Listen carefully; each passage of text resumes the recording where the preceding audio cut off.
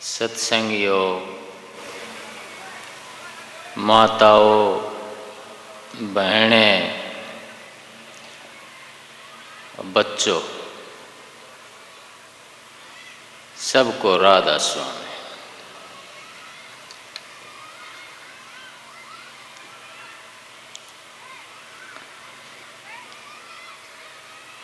यहाँ जब भी मैं आता हूँ सत्संग करने के लिए, यहाँ का जोश बहुत ज़्यादा होता है। यहाँ की संगत के प्यार प्रेम को देख करके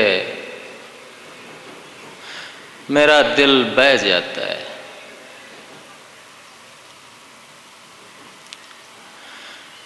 इतना जोश सत्संग के प्रति चुच्ची बच्चा के अंदर एक बहुत बड़ी बात है। ये मेरे सतगुरु शहंशाह राधा स्वामी दयाल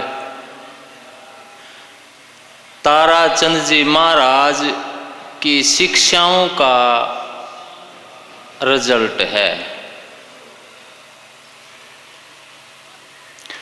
उनकी शिक्षाएं कुछ ऐसी थी जो कहते थे कि घर के गांव के जो बुजुर्ग माताएं होती प्रेमियों, मैं यहाँ कोई गुरु बन करके नहीं आया, ना ही मैं गुरु सूं। मैं तो आपका आशीर्वाद लेने के लिए यहाँ आता हूँ। आपके चरणों में प्रणाम माथा टेकने के लिए आता हूँ। और आपका इतना प्यार मिलता है, ये एक मिसाल की बात है।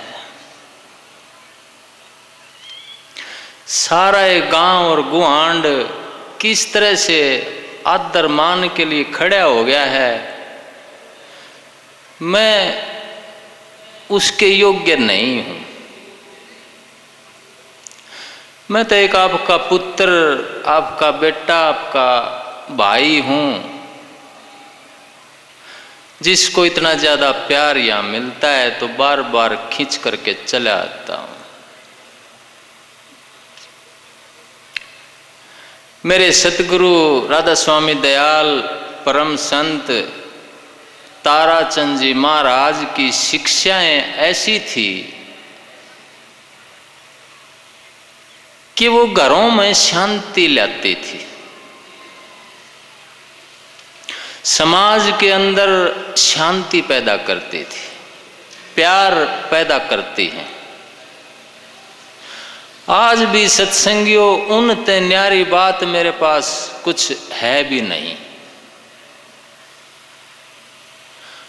मोटी बात जो घरों में काम आती हैं वो दो तीन ही हैं जो बताते थे, और उनने शिक्षा में बदली करी थी।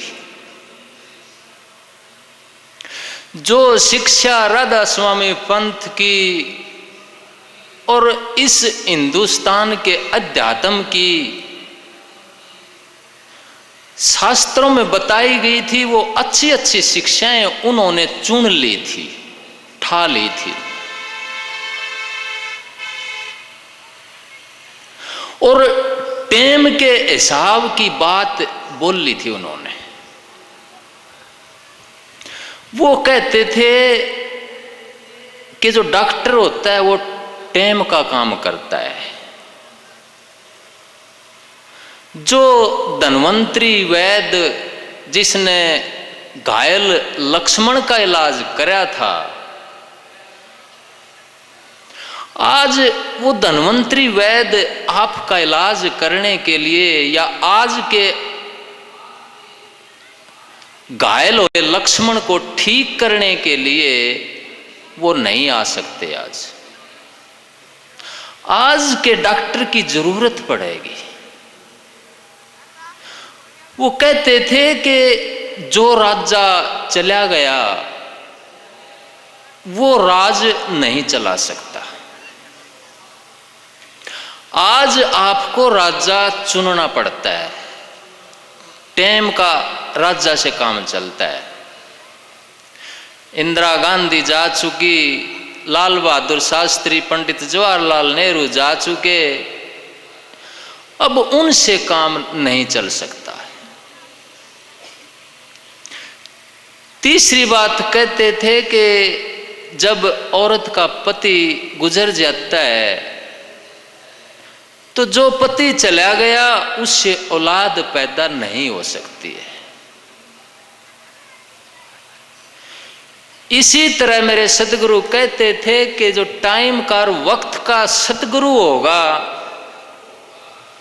अगर वो नहीं है तो उद्धार नहीं हो सकता आदमी का। क्योंकि सपने में आपने रोटी खा ली है, भूख लगी हुई है, सपने में रोटी मिल गई है, उससे भूख नहीं मिटती है। प्यास लगी हुई है, सपने में पानी पी लिया है, उससे प्यास नहीं बुझती है। सपने में लक्ष्मी जी प्रकट होकर के धन दौलत देगी हैं तो उससे धन दौलत का सुख नहीं मिलता है। शिवव्रतलाल जी महाराज कहते थे कि आदमी का जो भला है वो आदमी के रूप में जब तक वो संपर्क नहीं साधेगा ज्ञान के साथ, जीवित आत्मा के साथ, तब तक उसका उद्धार नहीं हो सकता है।